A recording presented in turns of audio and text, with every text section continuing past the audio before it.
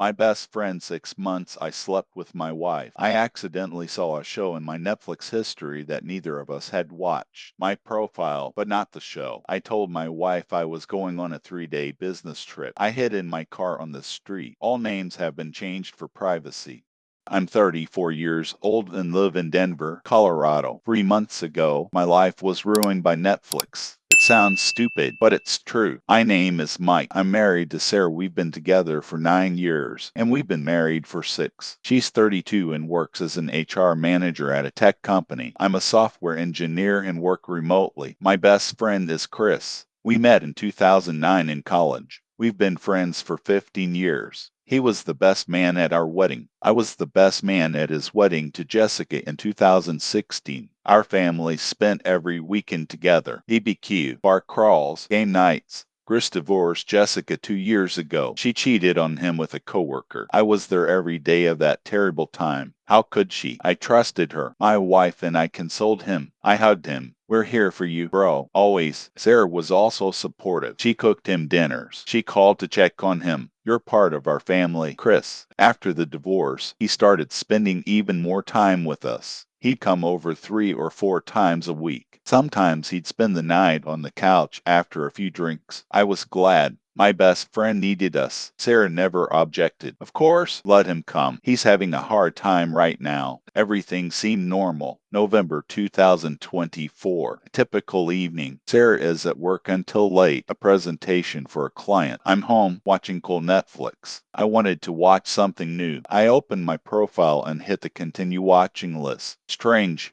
Bridgerton Season 2, Episode 5. I haven't seen Bridgerton. Never. It's not my genre at all. Maybe Sarah was looking at my profile. We share an account, but each of us has our own profile. I texted her, "Are you watching Bridgerton?" Answer after 10 minutes. No. Why? It just shows up in my story. Strange. Maybe someone hacked your account, changed your password. Makes sense. I changed my password, but something was nagging at me. I looked at my viewing history in more detail. Bridgerton every Tuesday and Thursday evening since October. The last showing was yesterday, Tuesday, from 7:30 p.m. to 10:45 p.m. Yesterday was Tuesday. Sarah was at home. I was at home. We watched The Last of Us together in the living room from 8:00 p.m. to 10:00 p.m. Was someone watching Bridgerton on my profile at the same time from another device? I checked my active devices, my laptop, my phone, our smart TV in the living room, and another smart TV. I didn't recognize the model, not our TV. I called Sarah. Do you have a second TV that I don't know about? What? No. What are you talking about? Someone is watching from an unknown TV on our Netflix account. Mike, it's just a glitch. Or someone is using our account. Change the password and forget about it. I already changed the password, but the unknown device was still active. That's because someone had logged in before the password was changed. Waited until next Tuesday, November 19. I told Sarah, I'm flying to San Francisco tomorrow morning. The client wants to meet in person. I'll be there for 3 days. She was surprised. You didn't say. They called today, urgently. Okay, good luck. I didn't fly anywhere. Wednesday, November 20th. I left this morning. Actually, I parked my car 3 blocks from home. I grabbed a backpack with water and snacks. I got in the car. I waited, checked Netflix on my phone and signed in. 18:30. Viewing history updated. Bridgerton Season 2, Episode 6 starts watching at 6:32 p.m. Someone is watching right now. In my house, while I'm supposedly not there. I started the car and drove towards the house. I parked on the street and looked at the driveway. There was a car parked there, not ours, silver Honda Civic. I knew this car. It was Chris's car. The world stood still. Chris, my best friend for 15 years, at my house on a Wednesday evening when I'm supposedly out of town, watching Netflix with my wife. Maybe they're just watching a TV show like Friends, but why secretly? Why when I'm not there? I got out of the car. I went to the front door. I took out the keys. He quietly opened the door. Sounds from the living room. Music from the TV. Bridgerton. I entered the hallway. Quietly, I looked into the living room. What I saw destroyed me. Sarah and Chris on the couch. Our couch, where Sarah and I watched movies. Where I comforted Chris when he cried about Jessica. They were kissing. They weren't just kissing. His hand was under her shirt. Her hand was on his thigh. Bridgerton was playing in the background. I stood in the doorway. I couldn't breathe. Then I screamed, "What the fuck?" They broke away from each other. Sarah jumped up. Chris froze. Sarah went pale. "You're supposed to be in San Francisco." I lied to catch you. Chris stood up. "Bro, I can explain." "Explain? You're fucking my wife. It's not what you think, bro. I just saw that." I rushed towards him. I didn't think. Instinct. I hit him in the face with my fist. He fell onto the sofa. "Mike, stop!" Sarah screamed. Chris stood up. His nose was bleeding. He pushed me. "Calm down. Calm down. You're my best friend." I swung again. He blocked. We grappled. We fell to the floor. I beat him. He beat me. Years of friendship disappeared. Only rage. Sarah screamed, "Enough. Stop." We didn't stop. We rolled all over the living room floor. We knocked over the coffee table. A vase broke. Chris was stronger. He was on top. His fist in my face. One, two. My lip is split. There's blood in my mouth. I pushed him away. I stood up. He stood up too. We stood opposite each other, breathing heavily, both covered in blood.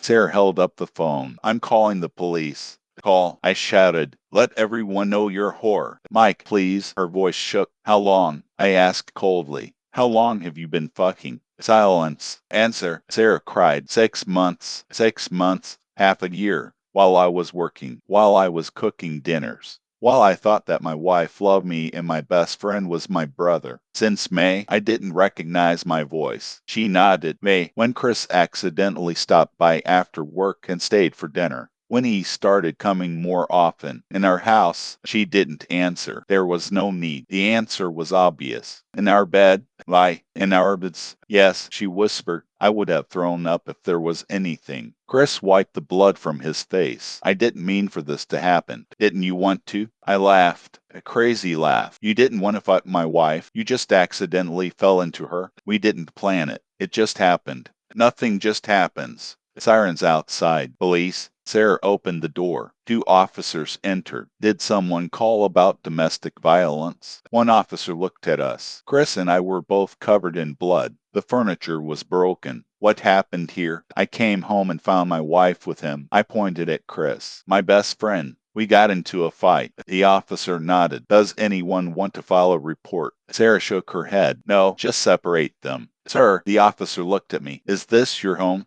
"Yes." "Do you want this person to leave?" I looked at Chris. "At my former best friend." "Yes." "Go away and never come back." Chris took the jacket. He didn't look at me. He went out with the police. The officer stayed for a few minutes. They asked questions. They made sure no one needed medical attention. Then they left. Sarah and I were left alone. She was crying on the sofa. I was standing by the window. "I'm sorry," she whispered. "I'm so sorry." "Why?" "I don't know. Not good enough." He was there. After the divorce. He was hurt. I wanted to help. "Help? You helped him by fucking him?" "We were just talking at first. About his divorce. About life. And something changed." "Something has changed," I repeated, convenient words. "I didn't mean to hurt you." "But it did." 6 months. Silence. "Do you love him?" Long pause. "I don't know." "You don't know." "Great." I took the car keys. "Where are you going?" "To the hotel." "I can't be here." "Mike, wait." "No, I'm done." I left. I went to the nearest Holiday Inn. I rented a room for a week. I lay on my hotel bed and stared at the ceiling. My body ached from the fight, but the physical pain was nothing compared to what was inside. 15 years of friendship, 9 years of relationship,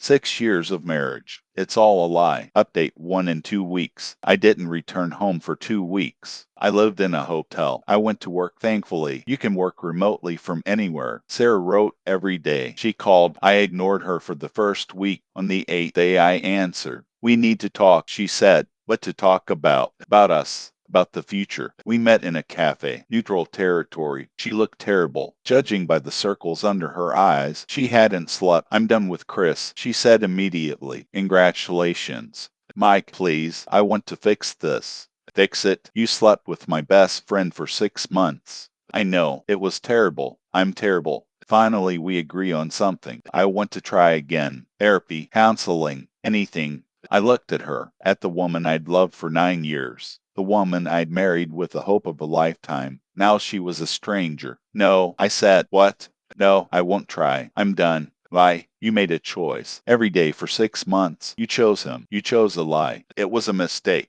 One mistake. 6 months the solution. She cried. What should I do to make you forgive me? It's okay. Some things can't be forgiven. I stood up. I'll file for divorce. My lawyer will contact yours. Mike, please don't. Goodbye, Sarah. I left and didn't look back. The following week I hired a divorce lawyer, Caroline Mitchell, 55, with a reputation for being ruthless. A simple case, she said, clear evidence of treason. Colorado is a no-fault state, but this will speed up the process. House, yours or ours? Joint. Bought together. We'll have to split it or one will buy out the other. I don't want a house. Too many memories. Then she can keep it. You will receive monetary compensation. A week later, Sarah was served with divorce papers. She called right away. She was crying. Are you serious? Yes, I won't sign. Then it will be through the courts. It will take longer, but the result will be the same. Do you really want to ruin 9 years? I didn't destroy it. You did.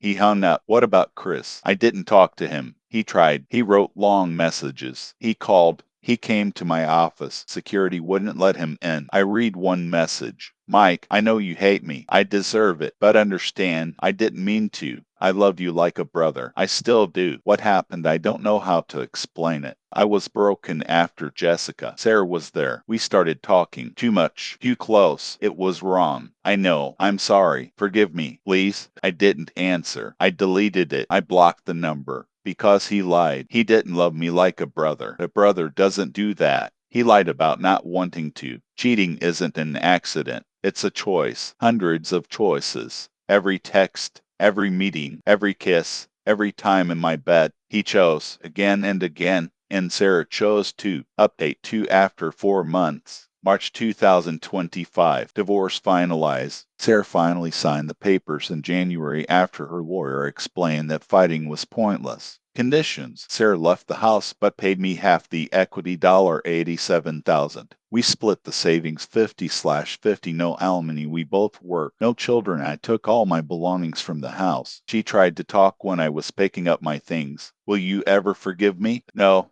Even after all these years? I don't know. But right now, no. I'm really sorry. You know that? I know. But that doesn't change what you did. She nodded, tears on her cheeks. I finished packing. One last look at the house where we built our life. Not my home anymore. Left, I rented an apartment in downtown Denver. 1 bedroom. Started from scratch. I deleted Sarah from all social media. All her photos. I cleared my phone of messages. Started over again. And Chris, I found out through mutual friends. Our group split after a row. Half were on my side, the other half were trying to remain neutral. Chris is dating a new girlfriend. He met Ashley, 28, on Tinder. Good for him. I'm not interested in his life. One strange thing is that I learned the details from Mark, our mutual friend. Chris says Sarah started it. Mark said over beers. What? Like she'd been flirting with him for months. He didn't want to, but she insisted. I laughed. Of course. He's a victim. Do you believe him? No, they're both guilty. They both chose. There. What about me? The first 2 months were hell. I didn't eat. I didn't sleep. Work suffered. I missed 2 deadlines. My boss called me in for a talk. Mike, what's going on? Divorce. I see. Take a week. Get your head sorted. I took a week off. Went to Colorado Springs. Rented a cabin in the mountains. No internet. No people. A week of silence helped that to melt. Came back, started therapy. Dr. James River, 50-year-old man. It's normal to feel betrayed, he said at the first session. I know it's normal. I just need it to stop hurting. It takes time. How many? It's different for everyone. Helpful answer. But therapy helped. Slowly, I learned not to think about them 24/7. Not to check their social media. I already deleted it, but the temptation was there. March. I met new girlfriend, Lauren, 31, graphic designer. We met at a coffee shop. She spilled coffee on my laptop. She kept apologizing. Let me pay for the repairs. It's not damaged. It's just on the outside. Then let me buy you a new coffee. We started talking and exchanged numbers. We met twice. Movie and dinner. Nothing serious. But it's nice. It's normal to talk to someone who doesn't know my story. On the third date, she asked, were you married? I noticed the line on your finger where the ring was. Honesty is the best option. Yes, I got divorced 3 months ago. What happened? if it's not a secret. She cheated with my best friend. Lauren frowned. Damn, that's terrible. Yes. Have you forgiven her? No. Are you going? I don't know. Maybe someday, but not now. She nodded. I understand. I liked her, but I wasn't ready for a relationship. After the fourth date, I told her, Lauren, I enjoy spending time with you, but I'm not ready for anything serious. It's still too fresh. I understand, she said. She wasn't offended. Thank you for your honesty. We remained friends. We write to each other sometimes. Update 3 after 7 months. June 2025. Almost 8 months since that night. Therapy continues. It's now every 2 weeks instead of weekly. The job is stable. I got a promotion to senior developer. $120K per year. $20K increase. The new apartment feels like a home. I bought new furniture. I hung up posters. It's my space. I started going to the gym. I lost 15 pounds. I feel better physically. I met new people. I joined a weekend basketball league. The guys there don't know my story. I'm just Mike who loves to play basketball. It's refreshing to just be yourself. My parents know about the divorce. Mom cried when I told her. Sarah seemed like such a good girl. It seemed so. I agreed. And Chris, I thought he was your best friend. I thought so too. Dad was simpler. It happens, son. Move on. You'll find something better. Typical dad. But he was right. What about Sarah? I ran into her at Target 2 weeks ago. Awkward. We both froze. Hello, she said. Hello. How are you? Okay. You? Fine. Silence. She looked different. Short hair. It used to be long. She'd lost weight. I'm glad you're well, she said. Really? Thank you. Another pause. Well, bye. She took the basket. Bye. She left. It's a strange feeling. The woman I loved for 9 years. Now an awkward encounter in a store. But I didn't feel pain or anger. Just nothing. Maybe this is progress. Found out Sarah's dating someone new. Not Chris. Someone from work. Mark mentioned it by accident. They've been together for about 2 months. They seemed serious. I didn't ask for details. I didn't want to know. Her life is no longer my business. But part of me wondered, did she feel guilty? Regretful, or had she simply moved on? Not my problem anymore. And Chris, it's none of my business either. I heard he's engaged to Ashley. Quickly, but not my problem. Mark said that Chris asked about me. He wants to apologize in person. He said a message isn't enough. Tell him that I don't want to see him. Ever. Mark nodded. Got it. Maybe I'm being cruel. Maybe I need to give him a chance to apologize. But I don't owe him anything. Not my time. Not my forgiveness. He made a choice. Now he lives with the consequences. Sometimes I think about 15 years of friendship. The good times. College. Trips. Weddings. Was it all real? Or was I an idiot this whole time? The therapist says the friendship was real. People change. Circumstances change people. Maybe he's right. Maybe Chris was a good friend before the divorce. Then something broke inside him. The pain from Jessica, the loneliness, the bad decisions. Not an excuse, but an explanation. But I don't know if I can ever forgive. Betrayal is a strange thing. You can move on, build a new life, but the scar remains. I don't trust so easily now. I was wary with Lauren. I'm cautious with new people. Maybe it's good. Maybe it's bad. I don't know, but I survive. I even live a little, and that's enough for now. My sister Emily is getting married in a month. She asked me to be her best man. Of course, I said. Are you bringing someone? No, I'll go alone. At Emily's wedding, I'll be surrounded by happy couples. Love promises. I used to believe in promises. Till death do us part. Through good and bad. Now, I'm not sure, but I'm happy for Emily. She found a good guy. They love each other. Maybe not all marriages end like mine. Maybe I was just unlucky, or maybe I missed the signs. Something was wrong. I just didn't see it, but it's not my fault. The therapist repeats this every session. You are not to blame for their elections. I know, logically, but emotionally, more complicated. Part of me still wonders, what did I do wrong? Was I a bad husband? A bad friend? No, the therapist says. You were deceived by two people you trusted. It's their failure, not yours.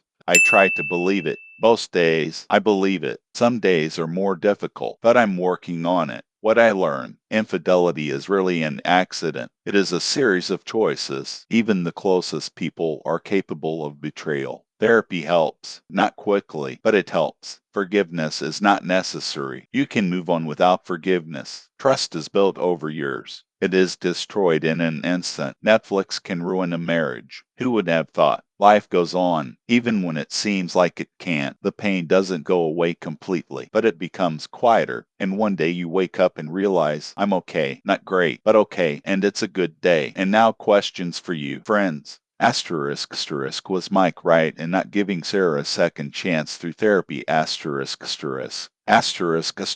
Sarah and Chris equally at fault? Or is one of them more at fault? Should Mike have avoided the fight and just walked away? Can